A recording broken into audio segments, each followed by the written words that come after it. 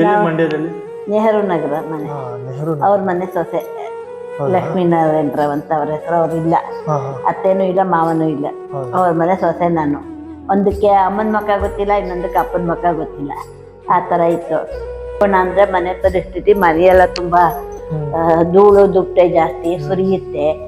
ಗಂಡನ ಮನೆ ಇಲ್ಲಿ. ಅಪ್ಪನ ಮನೆಗೆ ಹೋದ್ರೆ ಅಲ್ಲಿ ಅಪ್ಪನ ಮನೆನೂ ಇಲ್ಲ. 4 ಭಾಗದ ಮನೆ, ಎಲ್ಲ ಮನೆಗೆ ಕೊಟ್ಟಾಗಿ ಪಾಳು ಬಿಡ್ತಿದ್ದಾರೆ.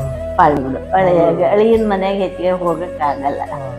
ಇದಕ್ಕೋಸ್ಕರ ಮಗ ಕರ್ಕೊಂಡು ಹೋಗೋ ತನಕ ನಾವು ಅನುಸರಿಸ್ಕೊಂಡಿದ್ದೀವಿ ಅಷ್ಟೇ. ಹೌದಾ? ನಾನೇ ಬಂದು ಸೇರ್ಕೊಂಡೆ. ಹೌದಾ? ನಾನೇ ಬಂದು 2 ವರ್ಷ ಆಯ್ತು. ಬಿಟ್ಟು ಹೋಗಿದ್ದೆ, ಮನೆ ಖಾಲಿ ಇದೆ ಅಂತ ಕರ್ಕೊಂಡು ಹೋಗಿದ್ದ ಮಗ. ಮತ್ತೆ ಮನೆ ತುಂಬಾ ಸುರಿಯಕ್ಕೆ ಶುರು ಆಗೋಯ್ತು, ಇರಕ್ಕಾಗ್ಲಿಲ್ಲ. ಅದಕ್ಕೆ ಮತ್ತೆ ಬಂದೆ. ನನ್ನ ತಂಗಿ ಬಂದಿದ್ಲು, ನಮ್ಮ ಯಜಮಾನ್ರು ಹೋದಾಗ ನನ್ನ ತಂಗಿರೆಲ್ಲ ಬಂದಿದ್ರು. ಅವ್ರು 4 ದಿವಸ ಕರ್ಕೊಂಡು ಹೋಗಿ ಇಟ್ಕೊಂಡಿದ್ರು ನನ್ನ. ಅವರು ಒತ್ತಾಸೆ ನಮ್ಗಿದೆ, ಅದರಿಂದ ಅವ್ರನ್ನ ಕರ್ಕೊಂಡು ಹೋಗಿತ್ತು. ನಮ್ಮನ್ನ ಅಲ್ಲಿದ್ದೆ. ನಿಮ್ಮ ಮಗ ಬರ್ತಾ ಇರ್ತಾನೆ? ನಮ್ಮ ಮಗ ಬರ್ತಿರ್ತಾರೆ. ನೆನ್ನೆನೂ ಬಂದು ಹೋದ. ಪೆಟ್ರೋಲಿಗೆ ದುಡ್ಡಿಲ್ಲ, 1,000 ರೂಪಾಯಿ ಕೊಡು ಅಂತ ಅಂದ್ಬಿಟ್ಟು ಈಸ್ಕೊಂಡು ಮಾಡ್ಕೊಂಡು ಹೋದ.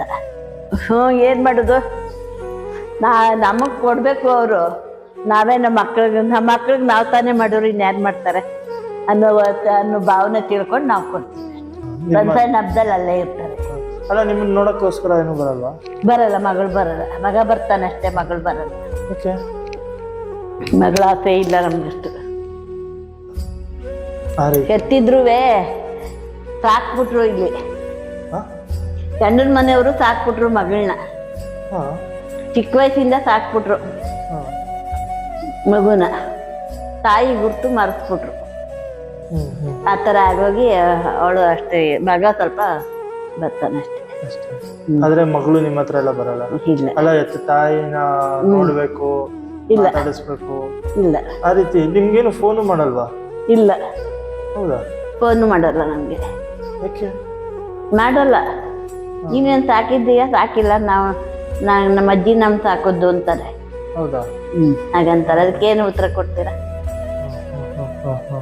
ಹೆತ್ತು ತಾಯಿ ಹೆತ್ತವ್ರಿಗಿಂತ ಸಾಕಿದವ್ರ ಮೇಲೂ ಅಂತಾರಲ್ಲ, ಹಂಗಾಯ್ತು ಈಗ ಪರಿಸ್ಥಿತಿ.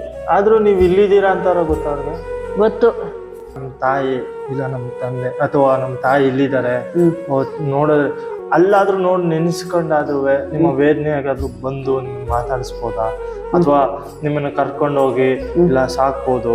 ಅಥವಾ ನಿಮ್ಮ ಮಗ ಇಷ್ಟು ದಿನ ನೀವು ಸಾಕಿದ್ರಿ, ಈಗ ಅವನು ಕೆಲಸ ಮಾಡ್ತಾ ಇದ್ದಾನೆ, ಅದೇ ರೀತಿ ಅವನು ಬಂದು ನಮ್ಮ ತಾಯಿಗೆ ಇಷ್ಟು ಕಷ್ಟ ಇದೆ ಅಥವಾ ಇಲ್ಲಿದ್ದಾರೆ ಅವನು ಅಂತಾನೆ. ಒಂದು ಜವಾಬ್ದಾರಿ ಒಂದು ವಯಸ್ಸಿಗೆ ಬರ್ಬೋದು, ಇನ್ನೊಂದು 2 ವರ್ಷಕ್ಕೆ ಇಲ್ಲ ನಮ್ಮ ತಾಯಿನ ಒಂದು ನೆನಪಿಗೆ ಗೋಸ್ಕರ ಮನೆ ಯಾರು ರೆಡಿ ಮಾಡಿಸ್ಕೊಟ್ಟಿಲ್ವಾ ನಿಮ್ಗೆ?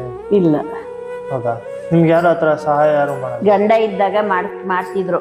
ತಾವೇ ಹತ್ತು ನಿಂತ್ಕೊಂಡು ಅಣ್ಣ ತಮ್ಮಿಂದ್ರೆಲ್ಲ ಸೇರ್ಕೊಂಡು ರಿಪೇರಿ ಬಂದದ್ದು ರಿಪೇರಿ ಮಾಡಿಸ್ತಿದ್ರು. ಆಗದಿದ್ರೆ ಕೂಲಿ ಕೊಟ್ಟು ಮಾಡಿಸ್ತಿದ್ರು. ಇವಾಗ ಗಂಡ ಹೋದ್ರು, ನಮ್ಮ ಯಜಮಾನ್ರು ಹೋದ್ರು. ನೆನ್ನೆ ಬಂದಿದ್ದ. 2,000 ರೂಪಾಯಿ ಬೇಕು ನನಗೆ, ಗಾಡಿಗೆ ಪೆಟ್ರೋಲ್ಗೆ ದುಡ್ಡಿಲ್ಲ ಅಂದ್ಬಿಟ್ಟು ಇಸ್ಕೊಂಡದ. ಸಂಪಾದನೆ ಸರಿಯಾಗಿ ಆಗಲ್ಲ.